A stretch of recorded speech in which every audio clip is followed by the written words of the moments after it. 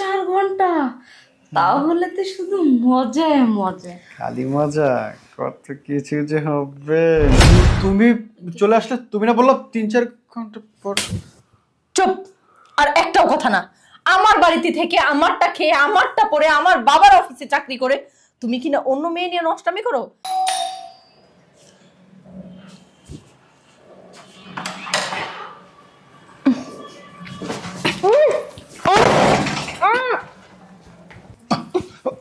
চাকরের বাচ্চা, তোর এত বড় সাহস, তুই আমার ঘরে থেকে আমারটা খেয়ে আমারটা পরে আমার থেকে টাকা নিয়ে আমার ক্ষতি করতে চাস?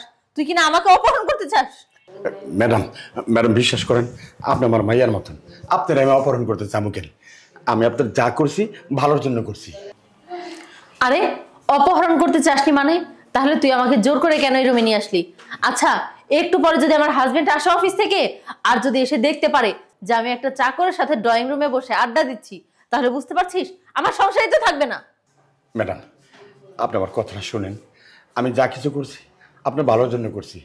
আপনি যখন বাইরে যান না, তখন স্যারে এক মাইয়া নিয়ে বাড়িতে আয়। স্যার কিন্তু আপনারা পছন্দ করে না। আচ্ছা ঠিক আছে, আমি তোর কথা আজকে লুকিয়ে থাকবো। যদি তোর কথা সত্য হয় তাহলে আমি ওকে পুলিশের হাতে তুলে দিব, আর যদি তোর কথা মিথ্যা হয় তাহলে আমি তোকেও পুলিশের হাতে তুলে দিব। ঠিক আছে, ঠিক আছে ম্যাডাম, যা মন চা তাই করেন।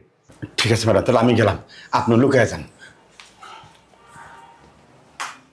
আমায় ভাসাইলি রে, আমায় ডুবাইলি রে, অকুল দরিয়ার বুঝি কুল না। আসসালামু আলাইকুম স্যার।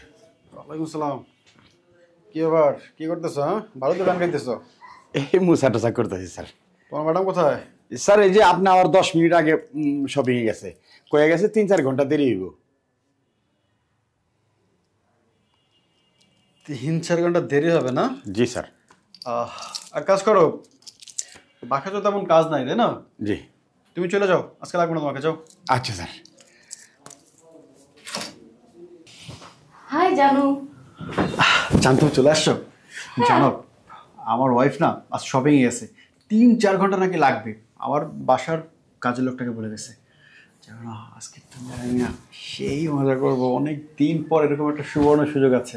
কি বলছো তুমি? 3-4 ঘন্টা?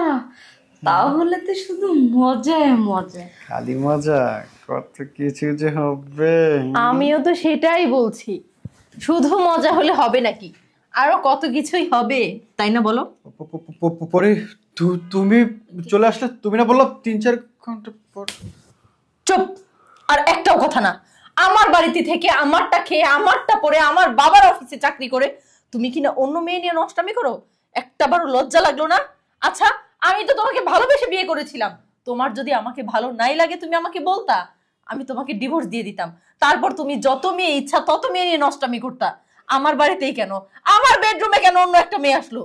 পরে তুমি ভুল বুঝতেছো, আসলে ও তুমি যেটা ভাবছো সেটা। আর একটাও কথা না। আমি তো বিশ্বাসই করিনি প্রথমে চাকরের কথা শুনে। আমি তো কল্পনাও করতে পারিনি তুমি আমাকে ব্যতীত অন্য কোনো মেয়েকে নিয়ে ভাবতেও পারো। সত্যি আজকে ভাগ্যে সেই চাকরটা আমাকে সবকিছু বলেছিল। কি এখন তো বুঝতে পারলে? আজকে নিজ চোখে তোমার এই সবকিছু দেখার জন্যই আমি লুকিয়েছিলাম, আর চাকরকে দিয়ে বলিয়েছি আমি 3-4 ঘন্টা পরে আসবো। আর এই মেয়ে, তোমার বাড়ি কোথায় তুমি কি জানতে না? ও ম্যারিড, ওর ঘরে বউ আছে। এই সবকিছু জানার সত্ত্বেও কিনা তুমি তার ঘরে এসেছো তার সাথে সময় কাটাবে বলে? যাও, বেরিয়ে যাও। সানি, কাজটা কিন্তু ঠিক হলো না। তোমার বাসায় এসে তোমারই সামনে তোমার ওয়াইফ আমাকে রীতিমতো অপমান করলো। হ্যাঁ স্টুপিড, এটা তার বাসা না, এটা আমার বাসা। যাও ম্যাডাম। ঠিক আছে, বিষয়টা আমি পরে দেখে নিব। আর হ্যাঁ, তুমি ভেবো না যে আমি তোমাকে ছেড়ে দিব। আমি এক্ষুনি পুলিশকে কল করব আর আমি তোমাকে পুলিশের হাতে তুলে দিব। পরে দেখো, আমি না হয় একটা অন্যায় করে ফেলছি, তুমি আমাকে মাফ করে দাও। আমি না এমন ভুল আর কখনোই করবো না। তুমি এটা অন্যায় না, তুমি আমাকে রীতিমতো ঠকিয়েছো। তুমি আমার অবর্তমানে শুধু এই মেয়েই নয়, আরো অনেক মেয়েকে এনে আমার বাসায় সময় কাটিয়েছো। এই সব কিছু কি কোনো স্ত্রী মেনে নিতে পারে? আমিও পারবো না। আমি তোমাকে ডিভোর্সও দিব, সেই সাথে আমি তোমাকে আইনের হাতে তুলে দিব। একটা সুযোগ দাও প্লিজ। আমি না এমনটা আর কখনোই করবো না। আমি আমার ভুল বুঝতে পেরেছি। তোমার সাথে এত বড় অন্যায়টা করা আমার একদমই ঠিক হয়নি। আমি তোমাকে সত্যি অনেক ভালোবাসি, তুমি মাফ করে দাও। ঠিক আছে, আমি তোমাকে এবারের মতো ক্ষমা করে দিলাম। তবে হ্যাঁ, নেক্সট টাইম যদি আমি এরকম কিছু দেখি তাহলে আমি সত্যিই তোমাকে পুলিশের হাতে তুলে দেব।